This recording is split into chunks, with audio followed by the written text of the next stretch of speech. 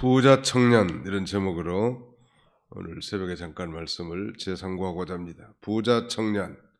이 부자 청년에 대한 이 메시지는 마태, 마가, 누가 공간복음에 다 공통적으로 기록되어 있다고 했고, 특별히 오늘 본문에는 이 부자 청년이 이 관리라고 그렇게 말씀합니다. 어떤 관리감으로 이르되 선한 선생님이여 내가 무엇을 하여 영생을 얻으리까. 관리면서 청년이고 또 부자하면 남부러울 것이 없는 그런 그 위치에 있었던 것이 분명한데, 그럼에도 불구하고 그런 인생의 중요한 문제인 영생에 관한 문제를 예수님께 질문합니다.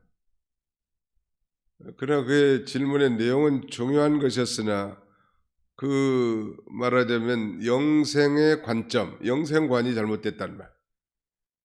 그러면서 예수님을 향하여 선한 선생님이라고. 사실 예수님은 이 선생님 정도는 아니죠. 인간이시긴 하지만 이 하나님의 아들이시란 말. 그러므로 그가 이 예수님에게 접근한 것은 상당히 그 인간적 그런 동기인 것 같고 잘못된 영생관을 가지고 접근을 합니다. 그러면서 당당하게 이렇게 질문하리죠. 선한 선생님이여 내가 무엇을 하여야 영생을 얻으리까? 무엇을 하여야 영생을 얻겠는가? 이 상당히 잘못된 거죠. 무엇을 하여야 영생을 얻으리까? 마치 뭘 영생을 얻는 데 있어서 무엇을 행해야 하는 것처럼 그런 그 율법적 종교관을 가지고 예수님께 이렇게 질문하는 거예요. 우리는 다 이미 다 듣고 알고 믿는 바에 따라서 그야말로 믿음으로 의롭다함을 받고 하나님의 은혜로 구원받고 영생을 얻었단 말. 요한복음 3장 16절에 이는 그를 믿는 자마다 멸망하지 않고 영생을 얻게 하려 했습니다. 예수님을 믿는 자, 예수 그리스도를 진정으로 자신의 개인적인 구주로 주님으로 믿는 자가 영생을 얻는 것인데 무엇을 하여야 영생을 얻으리까? 이건 다분히 율법적이란 말. 근데 문제는 우리 기독교의 모든 타종교들은 다 율법 종교라고 했고 우리도 예수 믿기 전에 그런 관점이었고 또 예수를 믿고서도 여전히 내가 무엇을 행해야 마치 좋은 곳으로 가는 것처럼, 안 믿는 사람들은 그 장례날 때 들어보면 생시에 참 이 고인께서 좋은 일을 많이 했기 때문에 좋은 곳으로 갔을 거라고. 참 듣기는 참 좋은 말이지만 좋은 걸 많이 했기 때문에 좋은 곳으로 가는 게 아니죠. 예수를 믿었으니까 좋은 일을 잘 못했어도 부족한 삶을 살았어도 영생을 얻고 구원을 얻는 것입니다. 이걸 예수님이 다 꿰뚫어 봤단 말이에요. 그래서 예수님이 단도직입적으로 내가 어찌하여 나를 선하다고 하느냐? 한번 하나님에는 선한 이가 없느니라. 자신이 하나님이란 말이에요. 근데 선한 선생님이여 라고 하니까 예수님을 단순히 인간으로 보고 참 당신은 선한 선생님이시군요. 이런 관점으로 접근했으니까 얼마나 잘못됐지 않습니까? 이거 하나님만이 선하신 분이라고 이렇게 말하면서 20절에 내가 계명을 안 하니 간음하지 말라, 살인하지 말라, 도둑질하지 말라, 거짓 증언하지 말라, 내 부모를 공경하라. 이거 10계명의 제 5계명부터 9계명까지 내 이웃에 대하여 거짓 증언하지 말라 이건 빠졌는데 아무튼 이 인륜에 관한 계명을 말한 것은 말한 의도는 뭔가? 이 계명의 의도는 사랑이거든요. 이 계명 준수의 정신은 사랑이란 말. 아무리 뭐 말씀을 잘 지키고 뭐해도 사랑이 없다면 그건 울리는 꽹과리란 말. 천사의 말을 한다 할지라도. 십계명이 우리에게 가르쳐주는 것은 율법이 우리에게 가르쳐준 것은 그 정신을 행하라는 건데 이 부자 청년 관리는 어려서부터 다 지켰다고 말하죠. 21절 여짜오되 이것은 내가 어려서부터 다 지켰나이다. 실제로 다 지킨 것 같아요. 이 조항들을. 실제로 간음하지 않았고, 실제로 살인하지 않았고, 실제로 도둑질하지 않았고, 실제로 부모를 잘 공경했고, 실제로 거짓말 안 했다는 말. 사실이에요. 그런데 그게 중요한 게 아니고 그 십계명이 가르쳐주는 율법의 정신이 바로 사랑이라는 거예요. 우리도 그걸 굉장히 착각하거든요. 나 예수 잘 믿는 것 같이 하고 주일 잘 지켰고 11조 생활 잘했고 거짓말 안 했고 부모 공경 잘했고 근데 뭐가 빠졌는가 하면 사랑이 빠져버린 거예요. 이건 안고 없는 찐빵이고 노른자 없는 계란이나 마찬가지예요. 그래서 예수님이 뭐라고 말씀하시는가 하면 바로 이웃사랑에 대한 실천을 말합니다. 거기 22절 같이 한번 읽어볼까요? 22절로 23절입니다. 시작. 예수께서 이 말을 들으시고 이르시되 내게 아직도 한 가지 부족한 것이 있으니 내게 있는 것을 다 팔아 가난한 자들에게 나눠주라. 그리하면 하늘에서 내게 보화가 있으리라. 그리고 와서 나를 따르라 하시니 그 사람이 큰 부자이므로 이 말씀을 듣고 심히 근심하더라. 다 지키고 행했는데 예수님은 그 젊은 청년의 마음 깊은 것을 찌르잖아요. 예수께서 이 말을 들으시고 이르시되 내게 아직도 한 가지 부족한 것이 있으니 바로 한 가지 부족한 게 뭔가? 네가 율법의 조항들은 잘 지켰다만 그 율법의 그 중심 사상인 사랑 실천을 하지 못하고 여전히 그 많은 재물이 내 심령에 우상이 되어 있다. 그러므로 그 재물을 팔아 가난한 자에게 줘야 나를 섬기고 따를 수 있느니라. 그거의 요점이. 부자도 얼마든지 천국에 들어갈 수 있죠. 많은 그 실업인들 부자들이 얼마나 많냐면 억만장자의 크리스찬들이 많습니다. 그리고 그 사람들은 뭐 천국 못 들어가는가? 그런 게 아니죠. 그 사람들은 억만장자지만 그 억만금의 돈이 그들의 심령에 무슨 이 주인이 아니고 그들이 억만금의 돈을 가지고 있지만 그 돈이 그들의 탐욕의 대상이 아니란 말. 그것을 주와 복음을 위해서 가난한 자들을 위해서 사용하는 것이 그의 목적이. 우리도 마찬가지잖아요. 저도 요새 열심히 돈을 모으고 있습니다. 한 푼이라도 모으고 있다. 뭐 하려고 하냐면 새성전 건축하는데 바치려고. 어떻게든지 쓸 일이 있어도 저축하는 거. 그렇다면 이 돈이 결국 우상의 대상이 아니잖아요. 하나님의 나라와 영광을 위해서 사용하기 때문이죠. 근데 이 부자 청년은 많은 재물을 가지고 있었고 사실은 그 재물을 사랑하는 마음이 예수님을 따라가는 마음보다 훨씬 더 컸기 때문에 그 재물에 대한 탐심은 그의 우상이 됐단 말. 예수님 바로 그 우상을 쳐부셔야 자기를 따라올 수 있고 자기를 따라와야 영생을 얻게 됨을 이렇게 완고하게 말씀하신 것입니다. 그래서 그야말로 이런 재물이 탐욕의 대상이 된 자에게는 그야말로 마치 천국에 들어가는 것이 말하면 낙타가 바늘귀로 들어가는 것보다 더 쉽다고, 더 어렵다고 그렇게 말씀하신 것입니다. 그 다음에는 이제 31절부터 34절까지는 예수님의 그 죽음과 부활을 다시 상기시킵니다. 자꾸 예수님은 자신이 구속을 성취하기 이전에도 자주 반복해서 자신의 죽음과 부활에 대해서 이렇게 상기시킴으로 그때가 왔을 때 이 제자들이 깨달을 수 있도록 지금은 이제 눈이 가려져서 알지 못하지만 깨달을 수 있도록 했단 말. 그 다음에 마지막 35절로 이제 43절까지의 내용은 맹인을 고치신 내용. 이 맹인은 특별히 이 말하자면 구걸하는 거지입니다. 맹인 거지를 고쳐주신 놀라운 사건인데 그들이 이렇게 고침받은 결정적인 배경은 믿음입니다.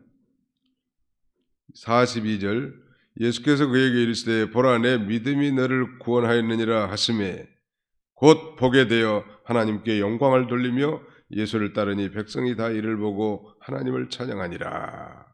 예수님이 이제 십자가를 지시기 위해서 예루살렘으로 올라가는 길목에 여리고에 가까이 가셨을 때 한 맹인이 길가에 앉아서 구걸했습니다.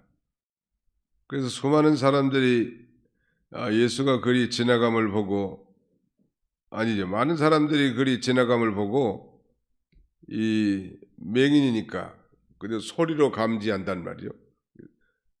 몇 사람이 걸어가는 소리, 무리가 걸어가는 소리를 다 짐작하고 예측할 수 있지요. 맹인은 감각이 귀가 청력이 시각이 어려운 사람들은 불편한 사람들은 청각이 탁월하다고 얘기를 들어보셨을 거예요.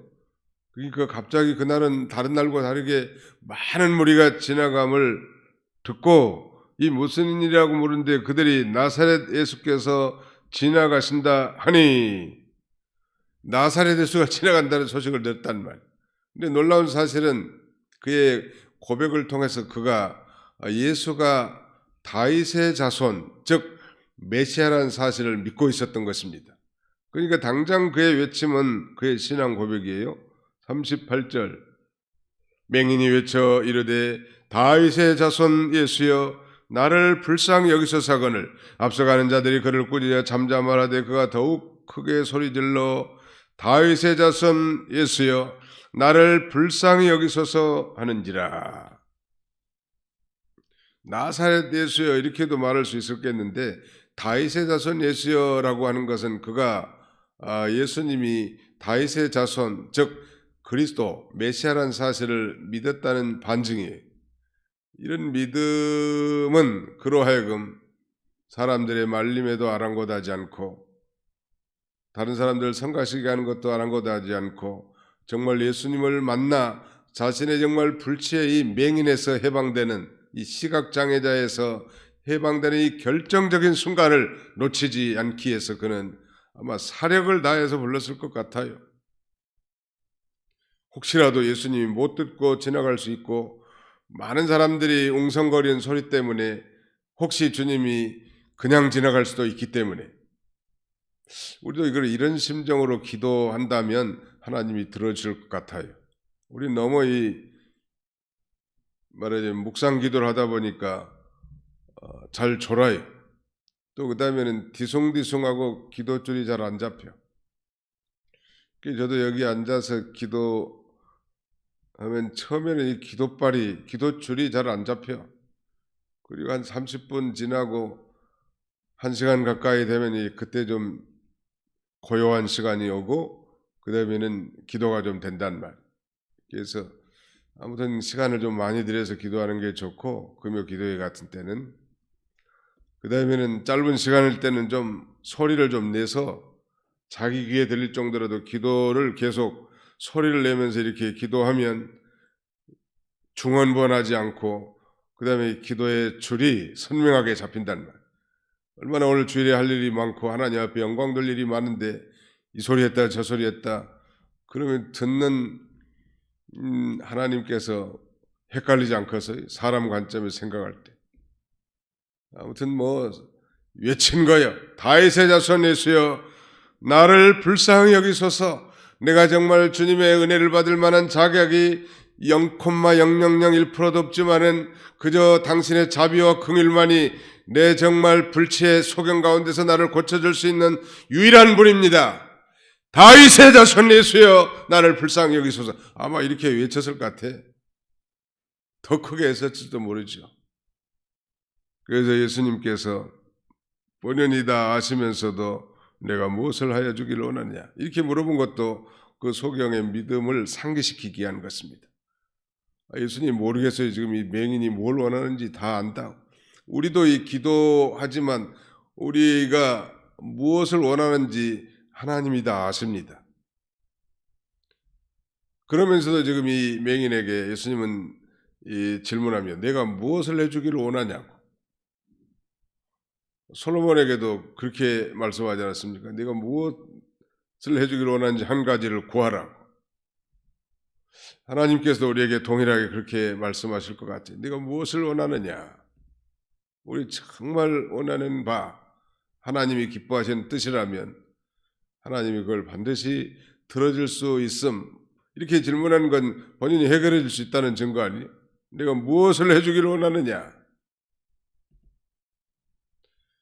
그때 이 맹인이 주여 보기를 원하나이다. 그의 간절한 소원을 그렇게 아뢰고 그것이 하나님의 뜻에 맞은 거예요. 당시에 이런 맹인의 눈을 뜨게 함으로 자신이 그리스도임을 증거하는 그런 시대이기 때문에 하나님의 뜻에 맞았습니다. 실제로 그 맹인이 눈을 떴고 그가 그리스도임이 증명이 됐단 말, 많은 사람에게도. 그래서 내 믿음이 너를 구원하였느니라 하심에 곧 보게 되어, 천천히 보게 된 게 아닙니다. 천천히 시력이 회복된 게 아닙니다. 곧 보게 되어 하나님께 영광을 돌리며 예수를 따르니 백성이 다 이를 보고 하나님을 찬양하냐. 이 맹인을 고쳐주는 목적이 이 43절 한 절에 고스란히 다 드러나 있습니다.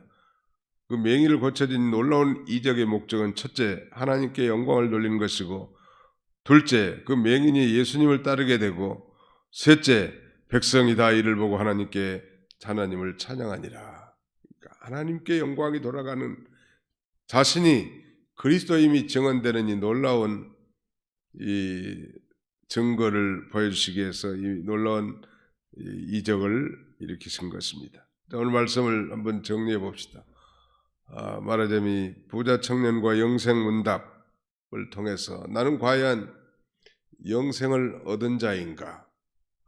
혹시 나는 여전히 나의 공로 사상 때문에 내가 교회에 빠지지 않았고 일찍부터 예수를 믿었고 직분이 있고 연보도 많이 했고 다른 사람에게 해코지 안 했고 그래서 내가 구원받고 영생 얻어 천국 가는 게 결코 아니라는 것.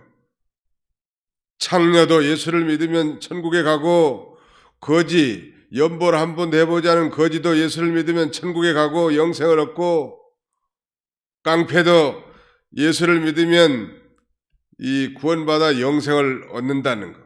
영생과 구원, 천국의 입성은 그 조건이 있다면 오직 믿음이에요. 사실 그것도 조건 아니죠. 방편이라는 방편. 이런 그 확신을 가지고 우리도 이 어두웠던 눈, 전에 정말 볼 것을 보지 못했던 영안이 어두웠던 자들을 개안해 주시고 정말 천지를 하나님이 창조하신 거, 인간을 하나님의 형상대로 만드시고 하나님이 지금도 나를 지키시고 보호하시고 인도하신다는 이 놀라운 사실을 깨닫는 이 눈을 열어주는 것에 대해서 감사하고 우리가 하나님 앞에 찬양하고 영광을 돌리는 우리 남은 생애가 다 되시기를 주님의 이름으로 축원합니다. 기도합시다. 기도하겠습니다. 살아계신 거룩하신 우리 아버지 하나님, 한 주간 동안도 주의 은혜의 장중 아래 붙잡아 주셨다가 오늘 거룩한 주일 새벽 미명에 이른 아침 잠을 깨워 습관을 쫓아 주의 전으로 나오게 하시고 하나님 아버지 앞에 정말 영생 문답을 통하여 우리 자신들을 되돌아보게 하시며 맹인의 치유를 통하여 우리가 전에 보지 못했던 맹인이었다가 이제 모든 것을 다 영안으로 볼 수 있게 하신 이 놀라운 은혜를 다시 한번 상기하면서 우리의 삶이 원망과 불평의 삶이 아니라 날마다 감사와 찬양의 삶이 되도록 우리 하나님 아버지 은혜 베풀어 주시기를 간절히 바라옵곤 합니다. 구원도 없고 영생도 없고 천국도 없는 그 소망이 없는 사람들처럼 살지 않게 해주시고 오늘도 저 십자가에 흘린 피로 모든 죄를 용서받은 사죄받은 하나님의 은총을 받은 하나님의 자녀답게 오늘도 정말 기쁨과 감사함과 넘침으로 하나님을 섬기게 하시되 기쁨으로 섬기고 우리의 심령에 참된 위로와 평안이 하늘로부터 충만하게 임하는 복된 성인이 되도록 우리 하나님이 함께해 주시기를 간절히 바라옵고 원합니다. 자비로우신 아버지 하나님, 특별히 이제 이 고난 주일을 한 주간 앞두고 우리가 이 사순절 기간에 예수 그리스도의 십자가의 순환을 좀 더 깊이 묵상하고 우리도 정말 주와 복음을 위해서 고난에 만분질이라도 참여하는 복된 계기가 되도록 우리 하나님께서 은총 나눠 주시기를 간절히 바라옵고 원합니다. 자비로우신 우리 아버지 하나님, 오늘도 우리가 드리는 모든 예배를 통하여 하나님 홀로 영광 받아주시기를 원하옵고 예수님의 이름으로 기도하옵나이다. 아멘.